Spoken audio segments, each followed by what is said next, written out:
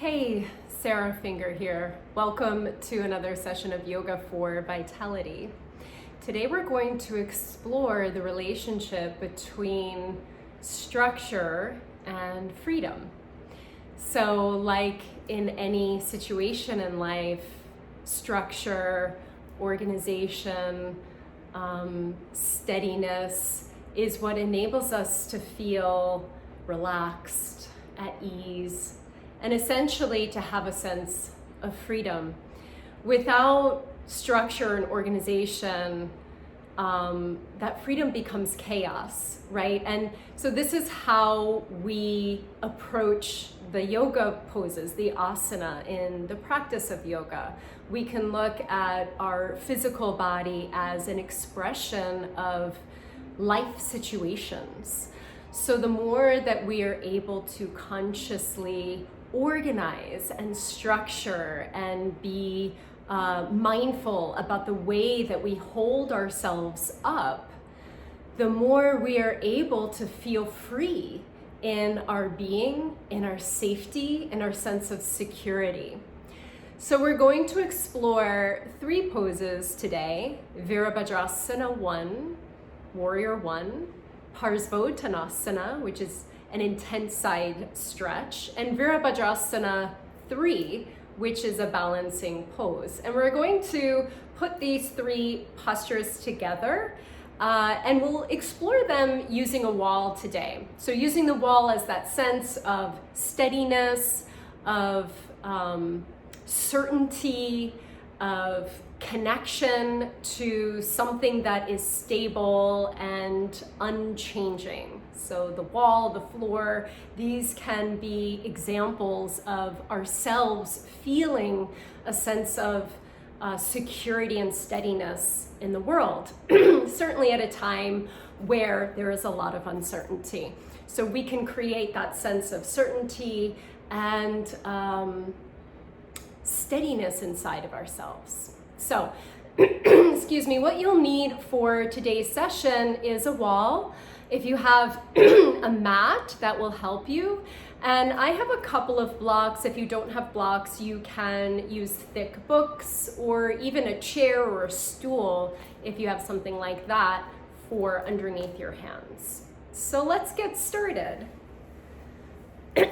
So I have my mat set up against the wall here, so that the mat is vertically set up at the short side of the mat against the wall. So we'll start, actually begin by placing your left foot against the wall and your right foot a little bit forward. So you don't have to quite be on a tightrope for this. You can have your left foot a little left of center, your right foot a little right of center, so you have kind of ample space between the feet. And bring your feet about 3.5 feet apart between front and back foot. Now take your hands to your hips. We'll begin by bending the front leg.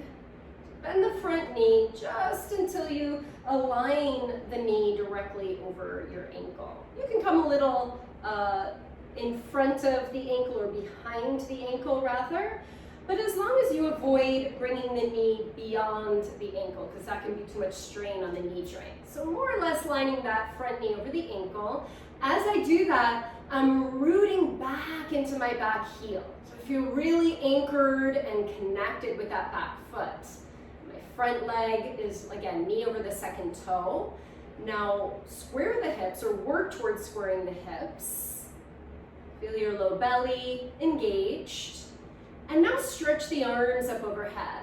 And feel as you lift your arms up that you reach from your low ribs all the way up to your fingertips. Grow long and tall and free with your upper body. Relax your head and neck. So no tension in your neck or your jaw. Take a few breaths in and out. You can steady your gaze on a point a little bit in front of you. Really feeling that connection of your feet rooted down into the floor as you rise up with your upper body. Now straighten the front leg hands to your hips. And I'll invite you to just slide that front foot back a touch. Right? You're going to keep that back heel connected to the wall, but maybe that right foot can slide back a few inches. So your feet are a little bit closer together. Keep your hands to your hips. Yeah, so you were to square the right hip back, left hip forward. Now reach your arms wide in a T position. Spin your palms to face back as far back as they'll go. Couple of options. You can either make fists with your hands and bring your fists to touch, or if it's available to you, bring your palms to touch in reverse namaste. So if you're taking this option, even the thumb and the pointer finger press together. So that might be a lot on your wrist, so if it feels like too much, bring your fists to touch. Or you can even take hold of opposite elbow with each hand, holding onto the forearms. Okay, so those are the three options here. I'm going to turn and face you again. So either fists, palms touching, or hold on to opposite forearm with each hand. Now root into your back foot and lift through the center of your chest. Root down to lift, to rise up. Inhale, and as you exhale, begin to hinge forward over your right leg. So pause here with your spine in line with your hips. Lengthen, reach the center of your chest forward. Take a breath in. As you breathe out, deepen a little bit more. So you're really rooted in that back foot, giving you the freedom to breathe. Lengthen as you inhale. Deepen as you exhale. And just a few more breaths. Breathing your way into the pose. Eventually, you can bring your hands either to the blocks or books. You can also, again, bring your hands to a chair behind you if that feels more aligned for you. Now, just a couple of full and free breaths in and out. Smooth inhale. Deep exhale. Keep pulling that right hip crease back towards the wall behind you. From here, we'll take our blocks a little bit higher. So you can take them to the highest height. Again, if you're using the chair, just going to slide the chair forward. We'll walk the blocks forward about a foot and lift the back leg up. And now press that back foot, your left foot, into the wall. As you press the foot into the wall, you can reach your chest forward. Your feet are rooted, your hands are supported. Now, in that structure, feel your breath. You want to play with your balance here. You might need to adjust that front foot a little bit. You can begin to lift your chest up and bring your palms to touch. Keep your eyes steady on a point. Use your lower abdominal muscles to support you. You can even bend that front knee a little bit. And then lower your hands back down. And lower the left foot to meet the right foot. Now separate your feet about 2 fist distances apart. Bend the knees a little bit here, so you rest your belly on your thighs, and grab hold of opposite elbow with each hand. Hang here for a moment. Take a smooth inhale. Open up your mouth and exhale.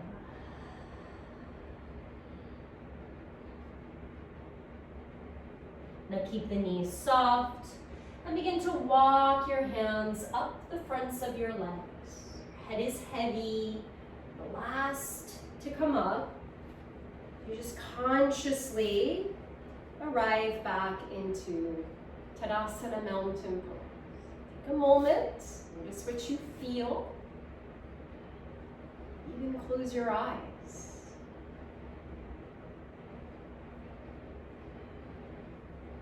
We'll do this on the other side, so as you're ready to, bring your hands hands to your hips, bend your knees just a little bit. We'll step the right foot back to the wall and take your time so that that right heel is anchored against the wall. Drive that right hip forward, your left hip back a little bit. You can inch the left foot a little bit to the left of center. And then bend your left knee. As you bend your left knee, continue to root well into your back foot. Keep your low belly engaged. Then once you're supported, you're structured in your lower body, then reach the arms up. Get freedom and spaciousness in your upper body. You can even feel your back ribs lifting. See if you can soften your jaw. So the muscles that you need are optimally doing their part so that you can feel freedom and ease in the muscles you don't need. Your face, your eyes, your eyebrows. A couple of full, complete breaths in and out. Breathe in and out through the nostrils.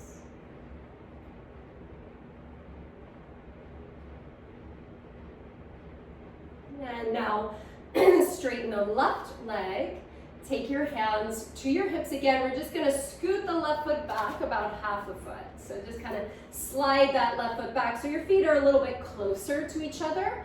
About 3 feet apart. Draw the right hip forward, your left hip back.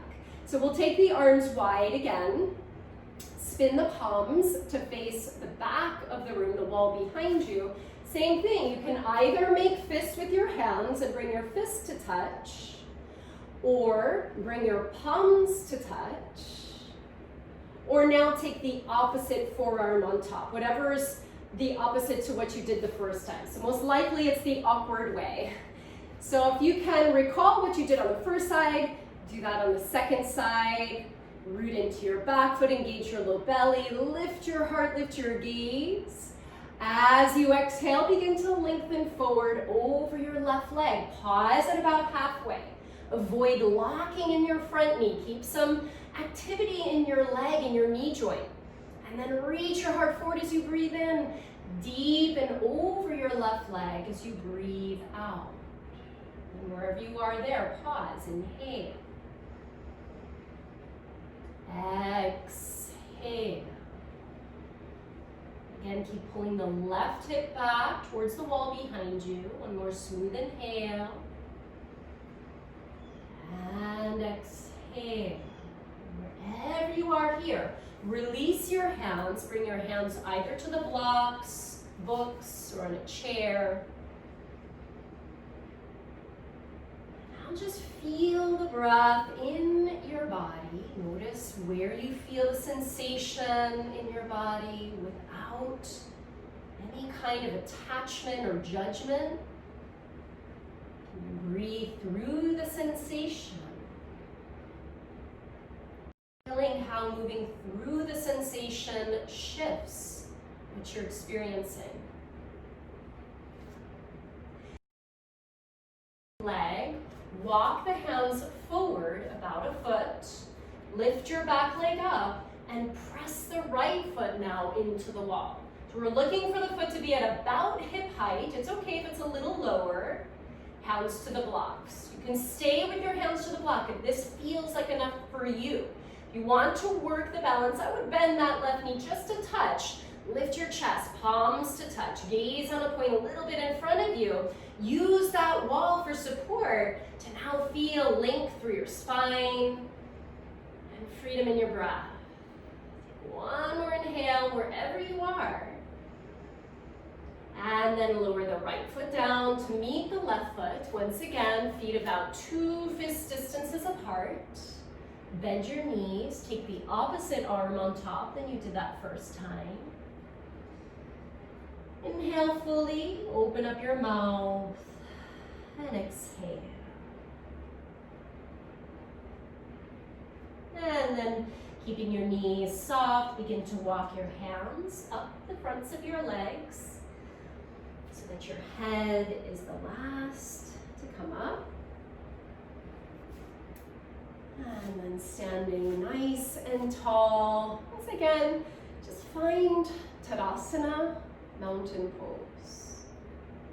Close your eyes and feel your feet, your legs, pelvis, low belly, rib cage, shoulder girdle, head, neck, just floating freely on the tip of your spine. And then draw your palms to touch and bow your head down. Thank you so much for joining me today. Namaste.